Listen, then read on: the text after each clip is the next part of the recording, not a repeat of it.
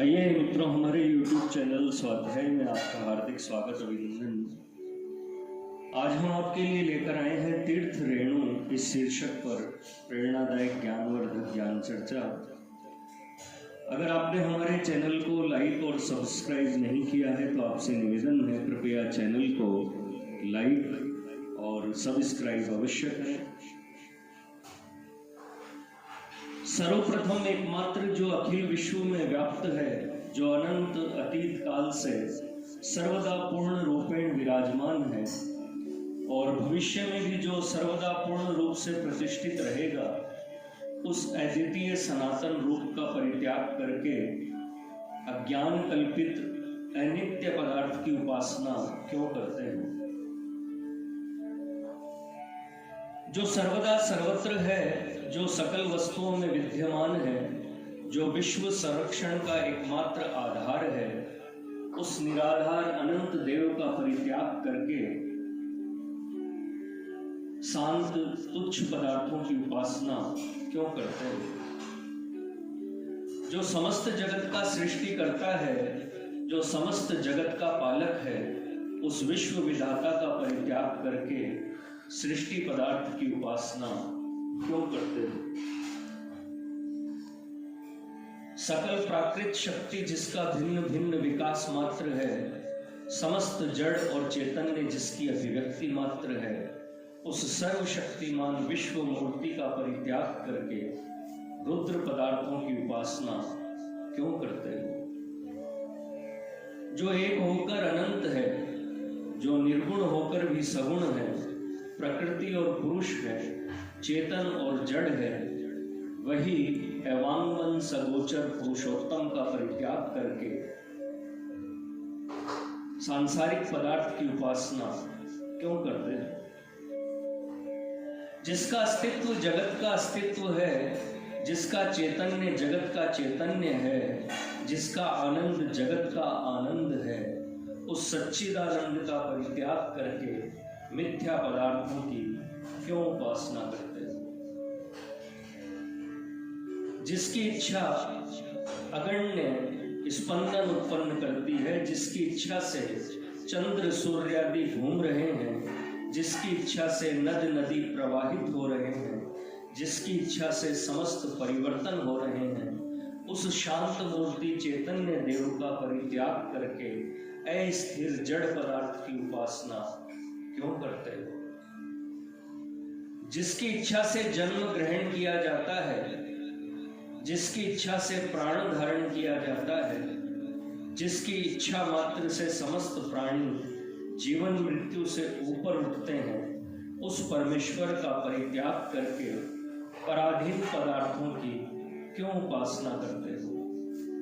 जिसकी इच्छा से निश्वास चल रहा है, जिसकी इच्छा से शोणित बह रहा है और अन्न पक रहा है, जिसकी इच्छा से स्वप्न दिखाई पड़ता है, जिसकी इच्छा से निद्रा और जागरण का आना जाना हो रहा है, उस सर्वनियंता का परित्याग करके साधारण पदार्थों की क्यों उपासना करते हैं? जिसकी इच्छा से मन बुद्धि का नियंत्रण हो रहा है, जिसकी इच्छा से इंद्रियां विषय क्षेत्र में विचरण करती है, उस अंतर्यामी विश्वदेव का परित्याग करके स्थूल पदार्थों की क्यों उपासना करते हैं?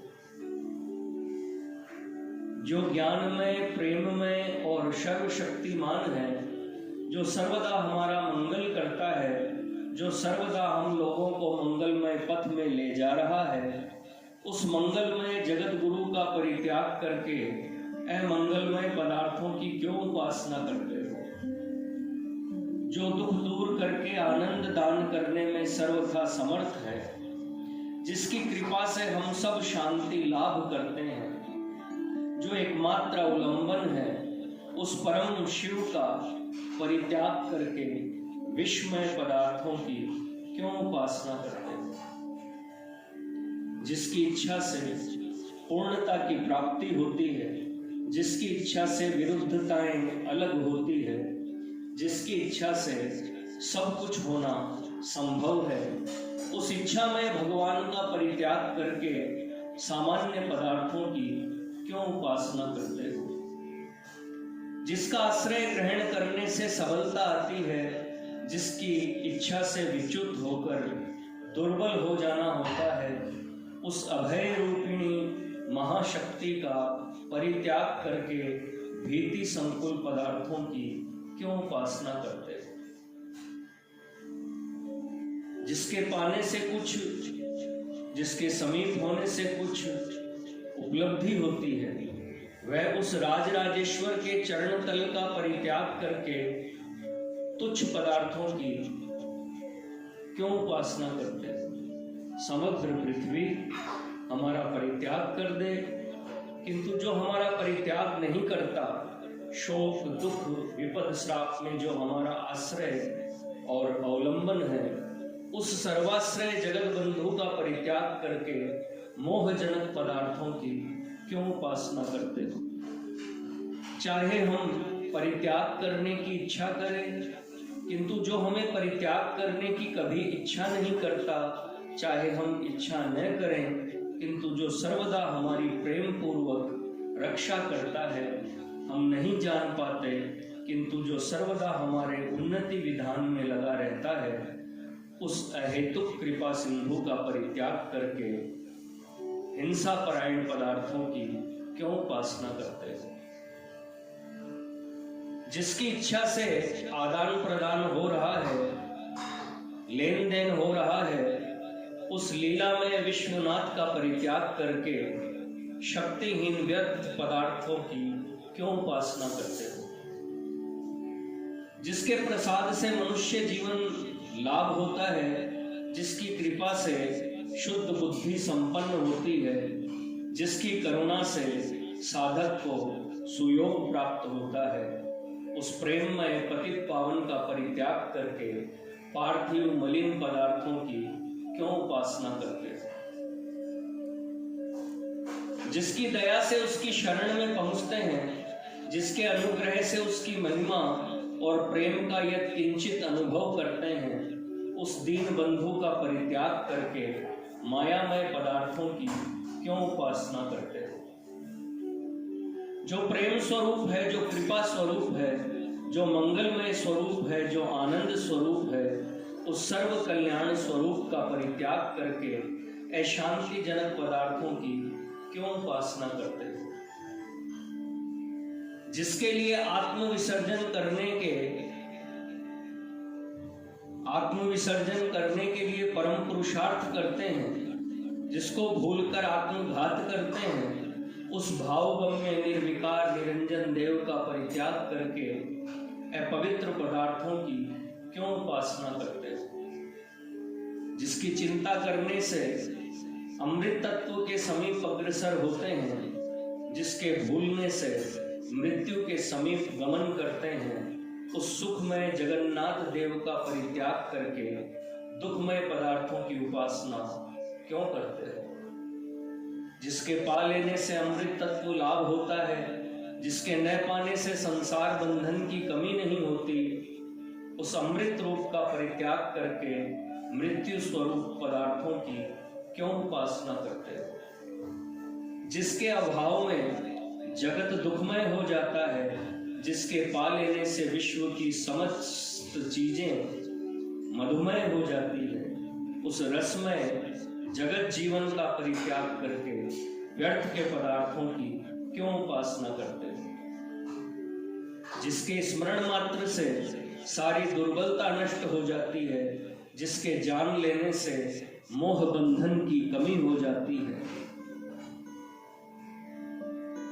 जिसके आनंद रस में डूबने से प्राण मन तैरने लगते हैं, उस सत्यम शिवम सुंदरम का परित्याग करके ज्ञान नाशन पदार्थों की क्यों उपासना करते हो? जिसके नित्य स्मरण से जन्म जन्मांतर के विषय पंख दूर हो जाते हैं, जिसकी अनन्य भक्ति करने से वासनाओं की ज्वाला में दधकती आग शांत हो जाती है, जिसकी सर्वांतःकरण से सेवा पूजा करने से दुख कष्ट में संसार सागर से उत्तीर्ण हो जाते हैं, जिसके चरण कमल में आत्माहुति प्रदान करने से सर्व त्यागियों की प्राप्य वस्तु नित्यानंद लाभ किया जा सकता है,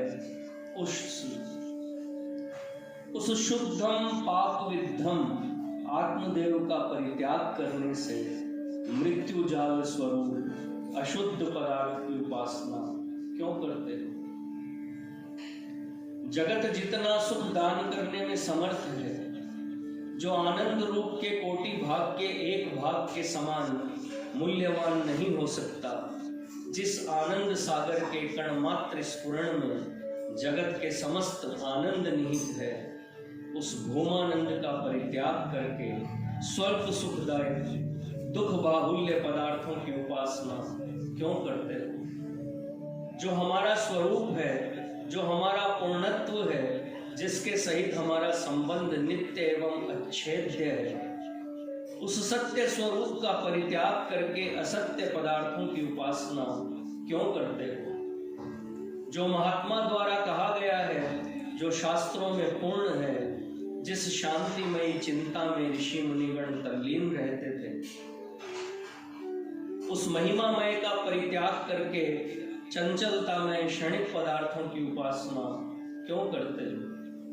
जिसके प्राप्त कर लेने पर वेदों का प्रदर्शन हो जाता है, जिसके लाभ कर लेने से ऋषि मुनिगण उपदेश प्रदान कर पाते हैं, जिसके निरंतर गुणगान करने से महापुरुषगण हमारा मन खींच लेते हैं, उस प्रेम सिंधु का परित्याग करके अन्य पदार्थ की क्यों उपासना करते हो?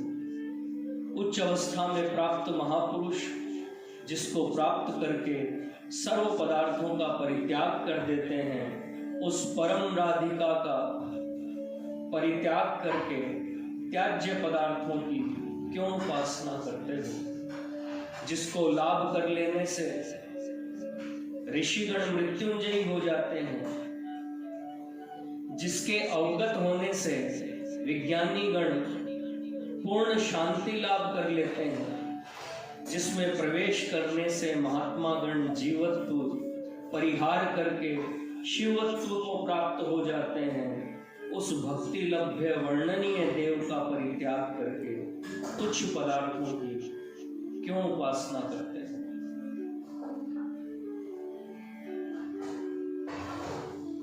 त्याग लगन साधन है जितने नाथ तुझे अपनाने को, सच जानो मेरे निमित्त है वे असाध्य वर पाने को। मुझ अबोध शिशु से मैं सदेगा साहस व्यर्थ करूं कैसे, निर्बल त्यक्त करनी पर लादूं कैसे गुरु बोझे ऐसे।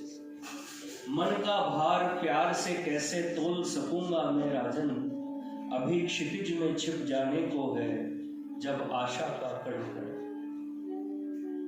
टूक रो देना आज दया कर लख मेरा असमय अवसान, देव तुम्हारा यह रोना ही मुझ पर होगा मधु वरदान। मित्रों, यह थी तीर्थ रेणु इस शीर्षक पर प्रेरणादायक ज्ञानवर्धक ज्ञान चर्चा। अगर आपको हमारा चैनल पसंद आए तो इसे लाइक और सब्सक्राइब अवश्य करें। धन्यवाद।